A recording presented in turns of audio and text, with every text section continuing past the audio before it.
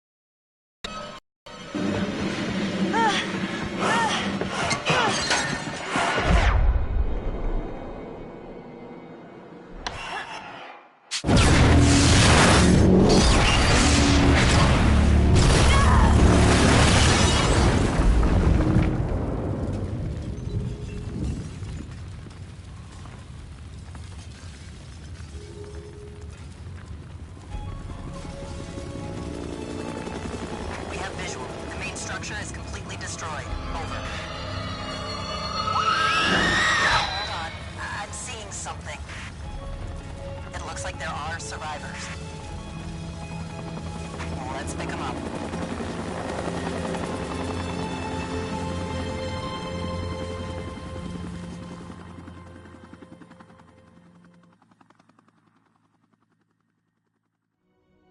Fuck! No!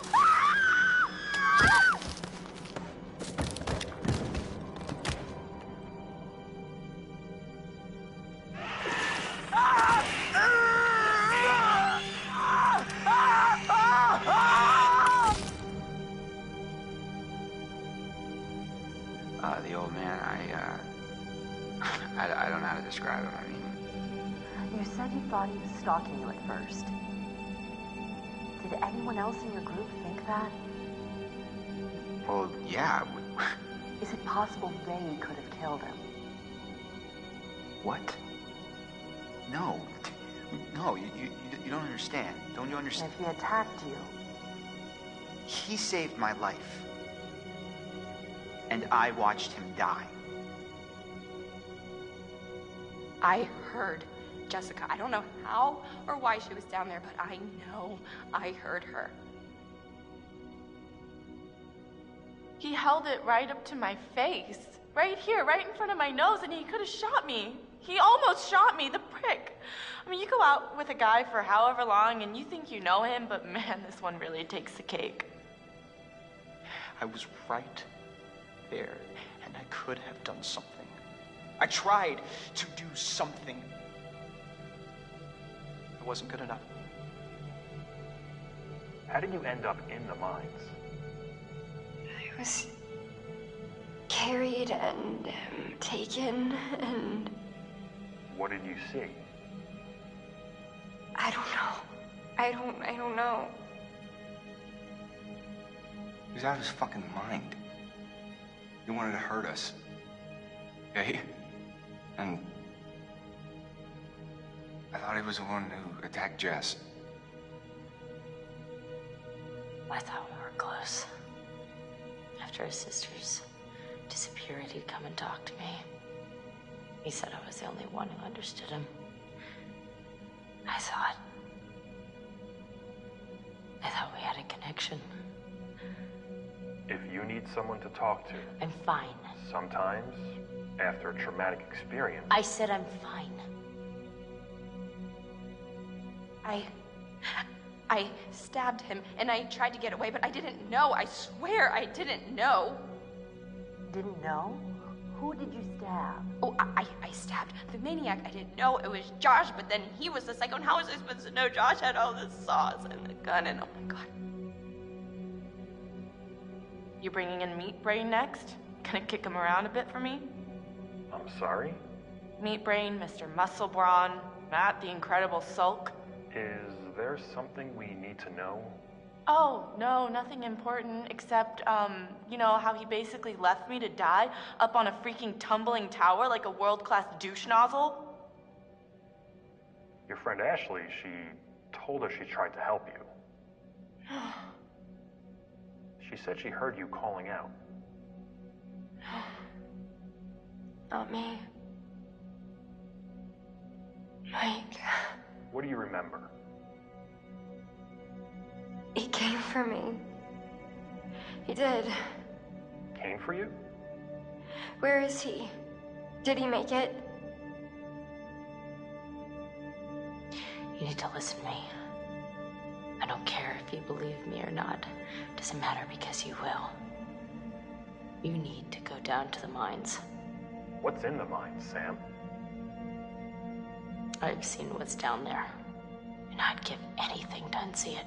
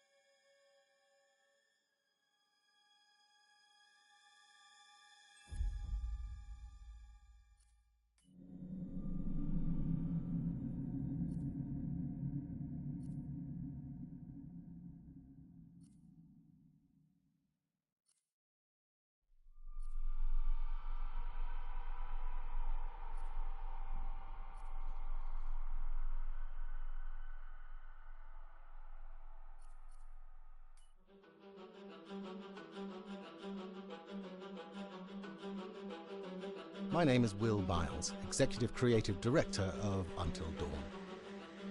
The first part of getting a believable facial performance in-game is to capture, topographically, the actor's range of emotional expressions as separate versions of the same head. Every tiny nuance gets digitized and merged, effectively creating a model that can recreate every facial movement that the actor makes.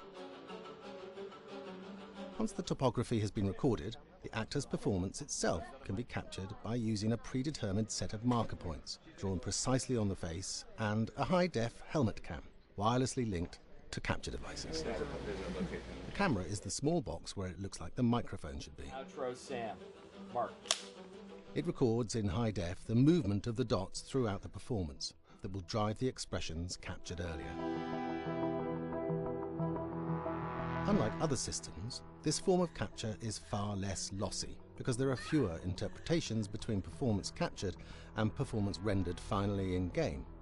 The audio is also recorded via two separate lavalier mics attached to the helmet.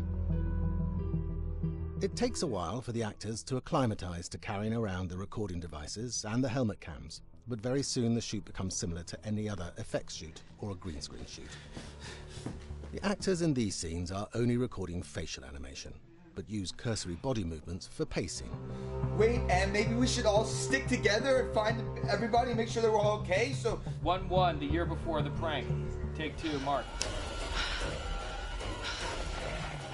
Other than the other actors, they have to use their imagination for everything and everywhere that they are supposed to be seeing and feeling. Idiot! So dumb! From a hot midday studio in Los Angeles to a freezing midnight mountain in British Columbia.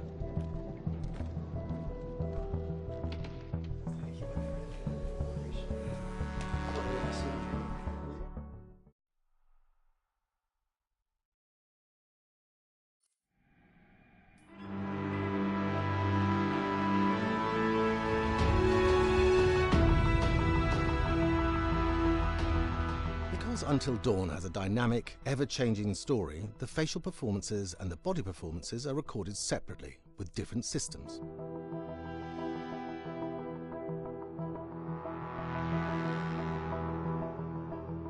With the body capture, we use reflective bead suits and an infrared camera matrix system that drives the CG bone hierarchies in our character models.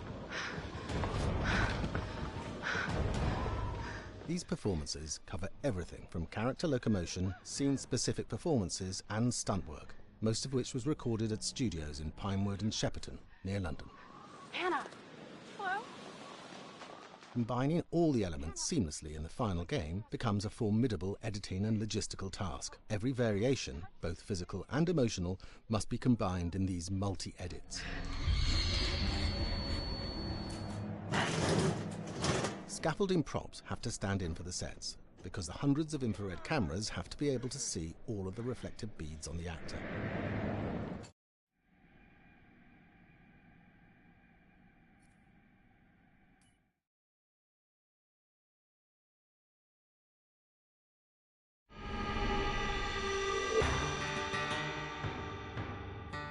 America's North Woods border region. Within this land of 10,000 lakes and miles of dense timber, a hideous creature is believed to lurk. The North Woods is probably one of the last frontiers in America. There's still a lot of places in this area that hasn't been set foot by man. Monsters and mysteries exist here because it is remote. Up in the North Woods, winters are long. In times of biting cold and isolation, a devouring monster is believed to come forth. It's terrorized native people for generations. Growing up, I was told, like, don't go outside, the Wendigo will get you.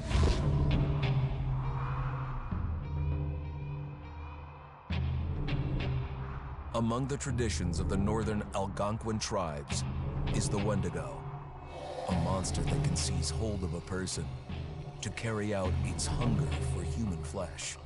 Many Native Americans fear even talking about this Wendigo, and even the mention of the name will let the Wendigo find out where you are, and it will open you up to be possessed by this Wendigo.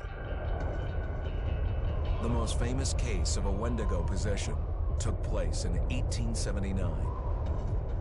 In the deep woods outside of Edmonton, Alberta.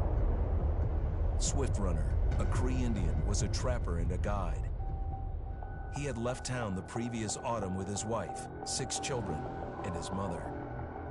But when Swift Runner returned in spring, he was alone. Swift Runner came into a nearby village telling this heartbreaking tale. I had to watch them starve to death. Of his family being killed by starvation, and that he was the only survivor. My whole family gone. It wasn't hard to understand a family falling victim to a brutal winter. To even not. Yet something was suspicious about Swift Runner. He was a strapping man, and he came into town weighing over 200 pounds. It didn't look like somebody who had just weathered a terrible winter. He wasn't malnourished, didn't look like he was starving. He looked healthier than ever. After a few nights, it became clear that something was wrong. He started having night terrors, screaming in his sleep. I am the Wendigo! Villagers alerted the police. Swift Runner actually guided them back to his winter cabin. When they got there, that's when they saw the true horror.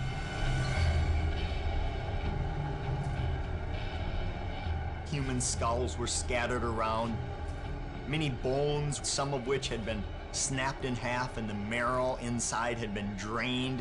They had never seen anything like it. Swift Runner had killed his entire family, shooting them, hitting them with an axe, strangling.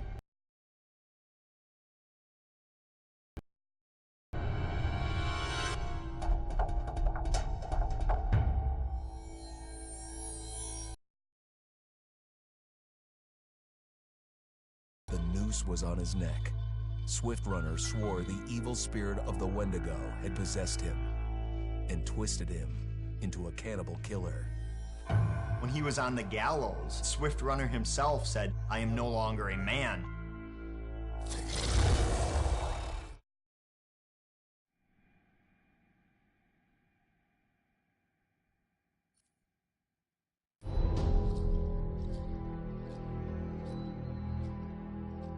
Just move over there. Go on, move.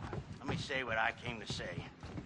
I'm here to tell you what you're up against being back on this mountain. You should never have returned. I don't know why you did after what happened last year. You mean with Hannah and Beth? Yeah, how could you know without being involved? I don't take kindly to you kids coming up here to my mountain. Your mountain. The mountain don't belong to me, it's true. But it don't belong to the Washingtons. This mountain belongs to the Wendigo. Hi, this is Lee Robinson, production designer at Supermassive Games. Understanding the ancient myths of the Wendigo was key for their development that helped the visual look.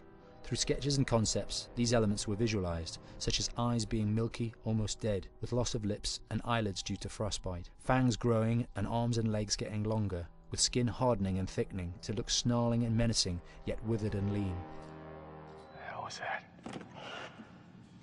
Another fucking piece of... Fingers and toenails extending like claws, allowing them to climb effortlessly. We made them look gaunt and weathered, and having ragged remains of clothes they wore. Blood-stained and rotten, with patches of hair still remaining, they retained strong skeletal limbs, which enable them to be agile and quick through the environment. Where are you? My name is Jamie Gallipo, animation director at Supermassive.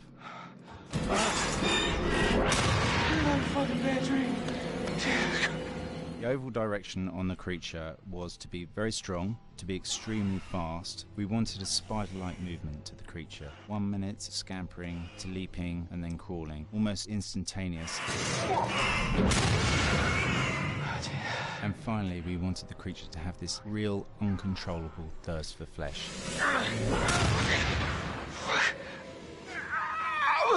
From a sound design perspective, the Wendigo is a real challenge. For the main vocalizations of the Wendigo, we used our own vocalizations, various different animals from the exotic to the farmyard, various plugins and processes to gel these sounds together and keep a human resonance behind that voice, telling the backstory of the Wendigo.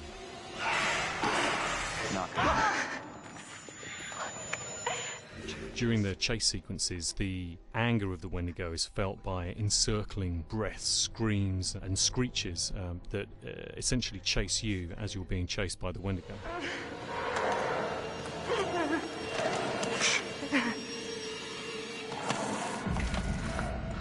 We would layer them up in a multitude of layers, sometimes 15, 20 sounds playing at the same time, to build up the vocalizations for this fearsome creature which is always in attack mode, hyperactive and chasing you throughout the game.